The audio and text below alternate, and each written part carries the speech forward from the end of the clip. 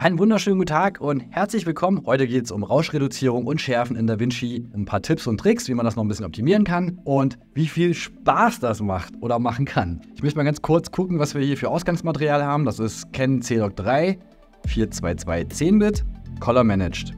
Man kann das auch mit Color Space Transform machen. Da wäre es nur wichtig, dass man die Rauschreduzierung relativ am Anfang, oder was heißt relativ, ziemlich am Anfang, ziemlich genau, ganz genau am Anfang setzt, um einfach hinterher im Grading ein bisschen besser arbeiten zu können. Was ich jetzt mal machen werde, ist eine zweite Note und da die Belichtung ein bisschen höher, damit das Rauschen noch ein bisschen deutlicher wird und das Bild einfach ein bisschen heller.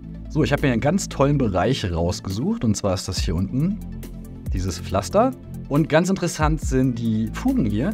Denn mit einer schlechten Rauschreduzierung sind die hier nachher überhaupt nicht mehr sichtbar und mit ein paar Tipps und Tricks und einer guten Rauschreduzierung sind die noch da, die Details bleiben erhalten und das Rauschen ist weg. Wie erkenne ich denn das Rauschen überhaupt? Ganz lapidar würde ich einfach mal auf Play drücken und mir das vergrößert angucken. Dann sieht man schon ganz gut, dass es am Rauschen ist. Und was ich machen kann, ist auf die RGB-Parade gucken, denn auch da ist Rauschen sichtbar. Das wird sich gleich bemerkbar machen, wenn ich das Rauschen reduziere, ohne jetzt großartig zu erzählen, was ich hier mache, haue ich einfach mal die Rauschreduzierung rein. Ich sehe hier in der RGB-Parade, wenn ich die Rauschreduzierung reindrehe, wie sich natürlich logischerweise gerade die unteren Bereiche ein bisschen ausdünnen. Ich gehe nochmal zurück. Und das tatsächlich ist auch eine gute Methode, neben der visuellen, zu gucken, wie weit man diese Rauschreduzierung überhaupt reindrehen sollte. Denn ab irgendeinem Punkt arbeitet sie eigentlich gar nicht mehr, sondern verbraucht nur noch unnötig Prozessor. Tatsächlich gibt es aber noch eine dritte Methode, und zwar funktioniert das über das Highlighting. Diese Highlight Difference zeigt mir jetzt quasi alles an, was ich an Veränderungen in diesem Bild mache. Würde ich jetzt also, den Gain hochdrehen, dann sehe ich, die Bereiche hier haben sich verändert, das heißt, hier ist der Gain hochgegangen. Genauso kann ich das auch mit den Schatten machen. Wenn ich jetzt hier die Schatten hochdrehe, oder ein bisschen viel, hier sieht man schon direkt, okay, da werden die Schatten angehoben. Und hier in der Parade sehe ich halt auch, was ich jetzt genau in diesem Bild überhaupt anfasse. Das ist ein ziemlich cooles und praktisches Tool. Und wenn ich das auf die Rauschreduzierung anwende, wenn ich jetzt die Rauschreduzierung reindrehe, und kann es auch ein bisschen größer machen, sehe ich schon direkt, wo die Rauschreduzierung angewendet wird. Und wenn ich sie mehr reindrehe, dann sieht man auch, dass hier einfach mehr mitgenommen wird. Und für feine Strukturen und Details ist das sehr interessant, weil gerade dieser Korb von dem Fahrrad hier, der wird dann auch in Mitleidenschaft genommen, je mehr ich das reindrehe. Als erstes würde ich immer mit der Temporal anfangen, die analysiert die Bewegung im Bild und versucht möglichst viel Rauschen da raus zu reduzieren. Und die zweite ist dann dazu da, wenn die überhaupt noch benötigt wird, um so ein bisschen Restrauschen, was so über dem ganzen Bild liegt, da noch ein bisschen zu reduzieren. Das heißt also, wenn ihr mit der ersten Rauschreduzierung immer noch ein bisschen Rauschen übrig habt, dann wäre es Zeit, die zweite zu nutzen, um dann den letzten Kick nochmal zu geben. So, was wir als erstes hier unten haben, sind Frames. Das bedeutet, wie viele Frames um dieses aktuelle Bild guckt sich DaVinci an, um das Rauschen zu analysieren und dementsprechend dann zu reduzieren. Wenn ich jetzt auf 5 gehe, würde er also quasi 5 Frames analysieren. Dementsprechend sehr rechenintensiv und kann bessere Ergebnisse geben, aber kann auch bei viel Bewegung im Bild Artefakte geben. Ich bin immer so ein Zweier-Typ und lasse es meistens auf 2. Dann kommen wir jetzt zum zweiten Punkt, der tatsächlich viel über die Qualität des Bildes entscheidet, und zwar Motion Estimation Type. Da gibt es Faster und Better. Ich gehe mal auf diesen Fahrradkorb wieder. Ich snime mal wieder unseren Wert rein von 45. Das ist Faster, und wenn ich jetzt auf Better gehe, erkennt man tatsächlich nur einen ganz kleinen Unterschied, aber die Details sind ein bisschen mehr erhalten. Ich möchte jetzt einfach mal was vorwegnehmen. Ähnlich verhält es sich bei der Spatial Noise Reduction mit der Einstellung für den Mode. Hier sieht man jetzt die Ergebnisse einfach ein bisschen besser, deshalb nehme ich das schon mal vorweg und mache das jetzt einfach mal in der Spatial Noise Reduction. Hier ist Faster, wenn ich jetzt auf Better gehe, mehr Detail. Und hier gibt es noch einen dritten Punkt, Enhanced, noch mehr Detail. Je besser ich werde sozusagen, desto rechenintensiver wird das auch. Da müsst ihr einfach gucken, was euer System mitmacht. Ich würde aber auf jeden Fall immer zumindest auf Better gehen. Als nächstes haben wir die Motion Range. Hier lässt sich einfach einstellen, wie viel Bewegung im Bild ist. Das heißt, wie viel Bewegungsunschärfe letztlich auch drin ist. Und wenn ich viel Bewegung habe, dann gehe ich auf Large. Wenn ich kaum Bewegung habe, auf Small. Und wenn ich so mittlere Bewegung habe, auf Medium. Als nächstes die eigentliche Rauschreduzierung. Hier kann ich dann Helligkeit und Farbe getrennt einrauschen, weil da auch tatsächlich meistens in der Helligkeit mehr Rauschen drin ist, als in den einzelnen Farben. Das heißt, wenn ich hier gucke und nur mal Chroma hochziehe, passiert nicht wirklich viel im Bild. Das heißt, ich kann es hier unlocked lassen und dann einfach mit Luma arbeiten. Und da ich den Wert ja jetzt schon bestimmt 5-mal gemacht habe, wissen wir, dass es ungefähr bei 43 liegt. Und dann gibt es hier unten für Motion auch einen Threshold.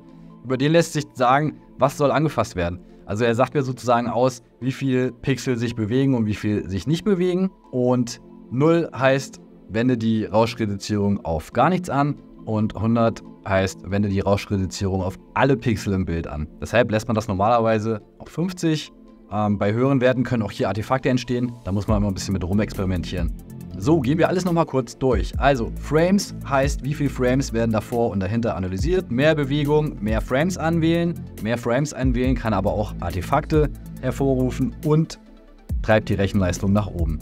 Motion Estimation Type, immer auf Better, wenn das der Rechner zulässt. Der Radius, je nachdem wie viel Bewegung im Bild ist, meistens lasse ich den auch auf Medium. Dann kann ich gucken, habe ich viel Farbrauschen oder viel Luminanzrauschen im Bild, dementsprechend stelle ich das hier ein. Und ich sage ihm hier unten über den Motion Slider, wie viel von den Pixeln möchtest du eigentlich entrauschen im Bild. So, und mit der Spatial Noise Reduction kann ich jetzt den Rest wegcleanen sozusagen, den die Temporal nicht geschafft hat. Auch hier hatte ich ja eben schon mal erklärt, den Unterschied zwischen Faster, Better und Enhanced. Der Radius hängt ein bisschen damit zusammen, wie hoch ich die Rauschreduzierung in diesem Reiter hier ziehe.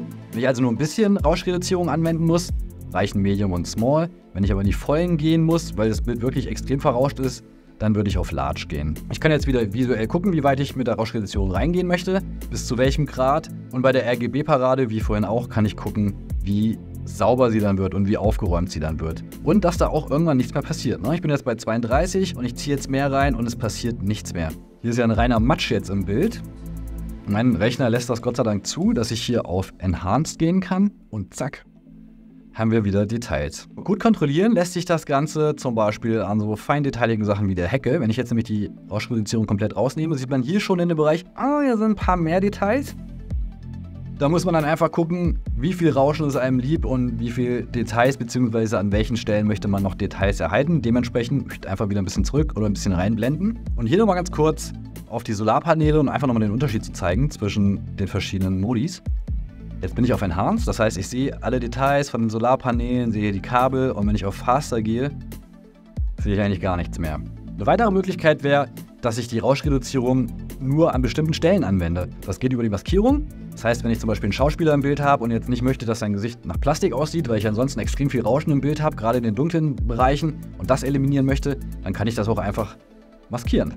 So, das war es auch schon mit unserem Rauschreduzierungs- und Schärfe-Video. Ich hoffe ja... Nee, warte mal, Schärfe steht ja auch noch im Titel. Und zum Schärfen habe ich mir mal ein anderes Video geholt. Nicht wundern, das ist ein kaputter Bumerang, der nicht zurückgekommen ist. Beim Schärfen gibt es tatsächlich 2 Methoden. Die erste, die kennt wahrscheinlich jeder. Indem ich einfach über das Sharpen-Tool ein bisschen die Schärfe reinziehe. Ich gehe so eigentlich bis 48 immer. Wenn man da mehr reindreht, dann kann es sehr schnell auch sehr komisch aussehen. Ich kann das ja mal kurz demonstrieren.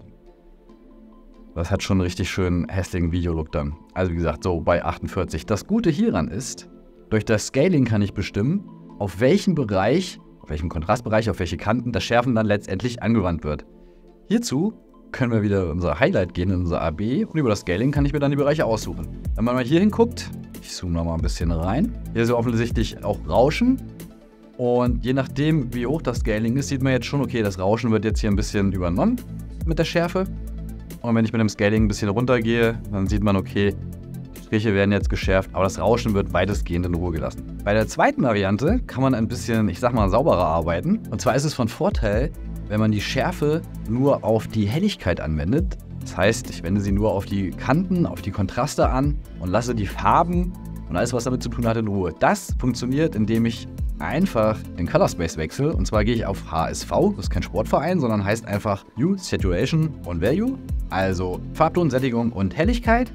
Und hier ist der Vorteil, dass ich mir da ein paar Kanäle einfach wegklicken kann.